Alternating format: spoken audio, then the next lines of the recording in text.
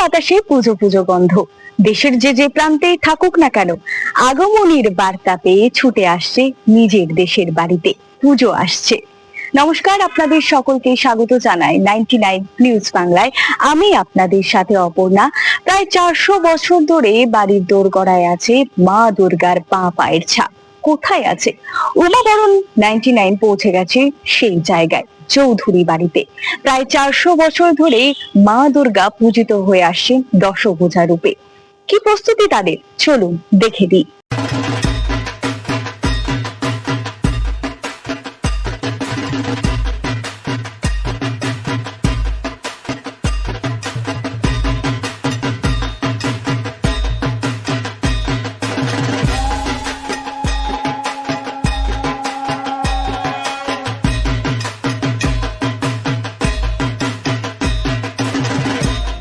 সময়টা 200 থেকে 300 বছর আগের কথা।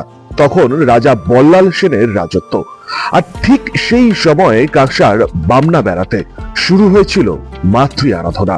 চৌধুরী পরিবার শুরু করেছিলেন এই দুর্গাপুজো এবং তারপর থেকেই কিন্তু মা পূজিত হয়ে আসছেন এই চৌধুরী বাড়ির অন্দরমহলে।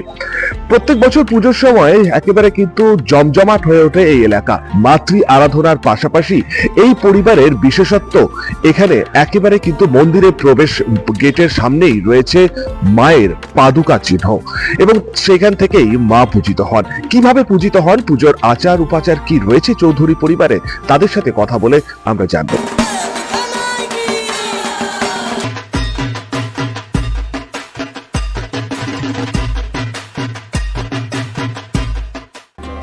এইটা দেখলাম আপনার এই সিমেন্ট ফ্লোর এইভাবে খুলে যায়, যখন ছেড়ে যায় তখন আমরা দেখলাম সে এই ইট সে আগেকার ইটের মতো, তো কাঠে পোড়ানো ইট, তার মধ্যে একটা ছাপ রয়েছে বাঁ পায়ের। সেইটাই আমরা দেখলাম যে না, এটা মায়েরই হতে পারে। তখনকার লোক তো আর এরকম ছিল না, তারাও তো ধর্ম নিয়ে কাজ করতো। অর্থাৎ ধরুন সামনে রয়েছে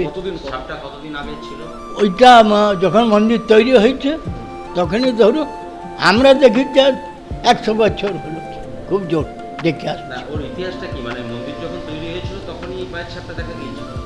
না না না, তখন থেকে আছে, মানে এটা ফ্লোর ছিল তো, ঢালাইটা ছুটকে উঠে আমরা পুনরায় সংস্কার করি। তখন আপনার ওই আগেকার ইট, ওই যে দেখতেই পাবেন আগেকার ইট, সেই ইটের ওপর একটি পাহাড় ছাপ রয়েছে, বাঁ পায়ের ছাপ।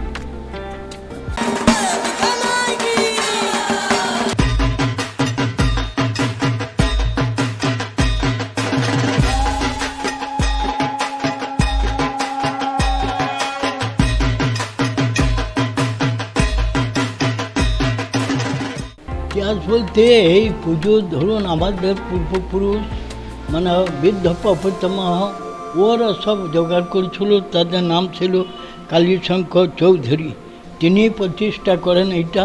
সেই সেন বংশের সমসাময়িক, আমরা কিন্তু সেন বংশের সমসাময়িক শুনিয়ে আসছি বা দেখেছি, যারা দেখেছি তারা বলে সেন বংশের সমসাময়িক তখন এটা তৈরি হয়েছে।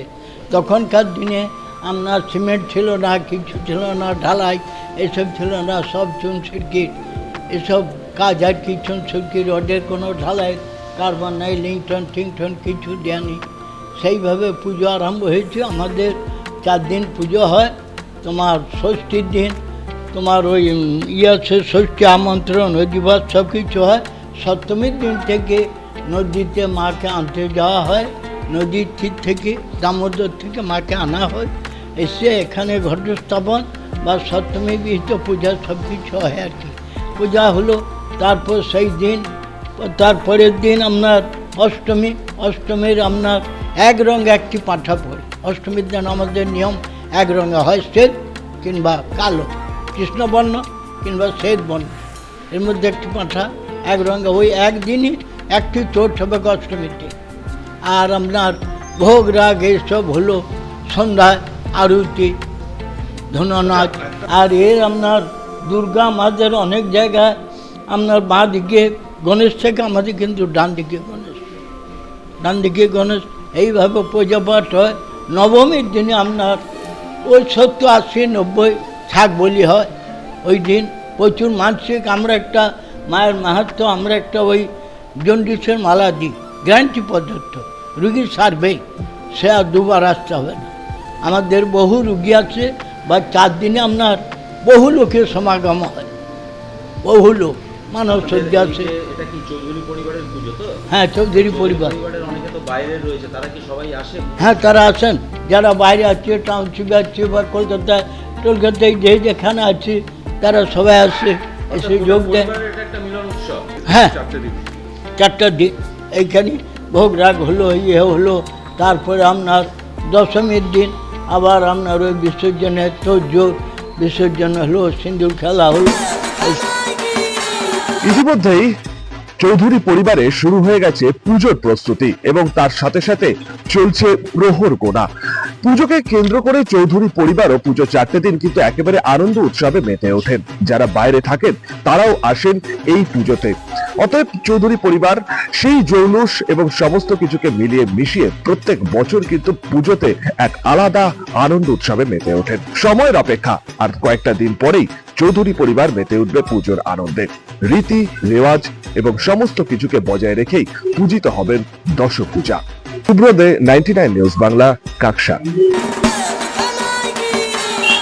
সেই রহস্যময় দেবী দুর্গার বাঁ পায়ের ছাপ এবং ঐতিহ্য পুজো চাক্ষুষ করতে অবশ্যই চলে আসবেন চৌধুরী বাড়িতে।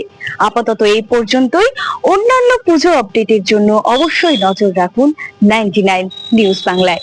আপনাদের পুজো প্রাঙ্গণ তুলে ধরতে ফোন করুন আমাদের এই নাম্বারে।